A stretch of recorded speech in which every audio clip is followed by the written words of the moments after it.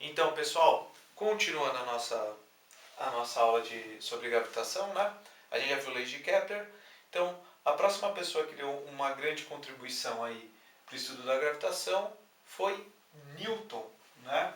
Ele desenvolveu a fórmula da gravitação universal, né? Com toda aquela história da maçã caindo, né?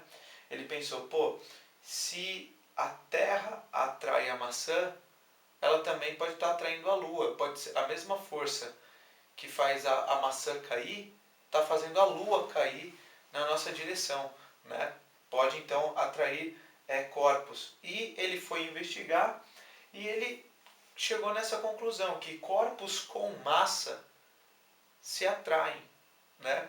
E essa atração é devido a uma força gravitacional, certo? Então ele falou que a força gravitacional é igual a esse G aqui, que é uma constante, é um valor, a constante gravitacional, vezes o produto das massas, né? Então eu coloquei aqui Mzão e Mzinho, supondo que um corpo é mais pesado do que o outro, tem mais massa, e esse d ao quadrado é a distância que eles estão separados, né? Importante aqui reparar que a distância é inversamente, a força é inversamente proporcional à distância ao quadrado, tá? Então, o que eu fizer com a distância ocorre o oposto ao quadrado com a força, né? Então, se a distância aumenta em 2, a força diminui em 4. Se a distância fica 3 vezes maior, a força vai ficar 9 vezes menor, porque é 3 ao quadrado, certo?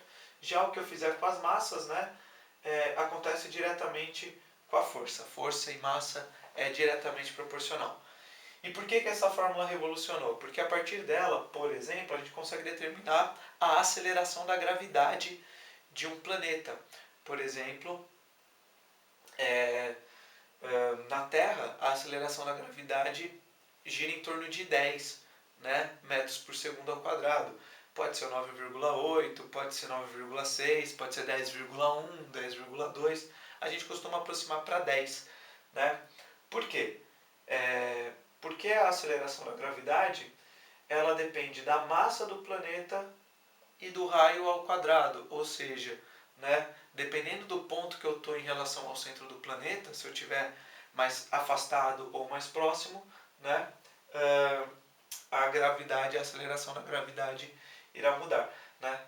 Você não precisa decorar essa fórmula. Você chega nela simplesmente igualando a força gravitacional com a força peso, que é a massa vezes a gravidade. Você corta o mzinho com o mzinho e vai sobrar aqui Gzão m sobre d ao quadrado. No lugar do d você só põe o r, que é o raio do planeta. Certo?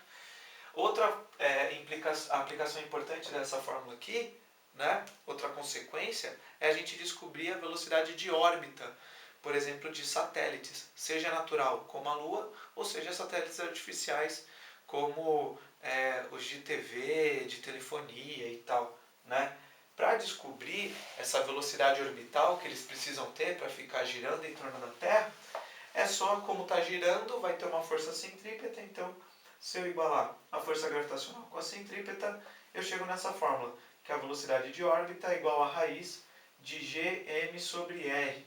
Tá? Então o R não está mais ao quadrado e vai estar tudo dentro da raiz. Beleza, gente? Então, é isso aí, tá? Bem rapidinho, valeu!